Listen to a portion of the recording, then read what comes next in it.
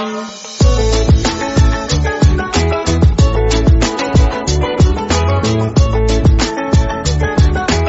The lord. ప్రభువైన యేసుక్రీస్తు వారు ఈరోజు మనకు అందించినటువంటి వాగ్దానం కీర్తనల గ్రంథం 128వ అధ్యాయం 2వ వచనం. నిశ్చయముగా నీవు నీ చేతుల కష్టార్జితము అనుభవించెదవు. యెహోవా అనుచరులందరూ సంతోషంగా ఉంటారు. ఆ ప్రజలు యెహోవా కోరిన విధంగా జీవిస్తారు. నీవు వేటి కోసం పని చేస్తావో వాటిలో ఆనందిస్తావు. ఎవరు వాటిని నీ వద్ద నుండి తీసుకోలేరు. నీవు సంతోషంగా ఉంటావు. మంచి విషయాలు నీకు సంభవిస్తాయి. ఇంట్లో నీ భార్య ఫలించే ద్రాక్షావళిలా ఉంటుంది. బల్ల చుట్టూరా నీ పిల్లలు నీవు నాటిన ఒలివ మొక్కలా ఉంటారు. యెహోవా తన అనుచరులను నిజంగా ఈ విధంగా ఆశీర్వదిస్తాడు.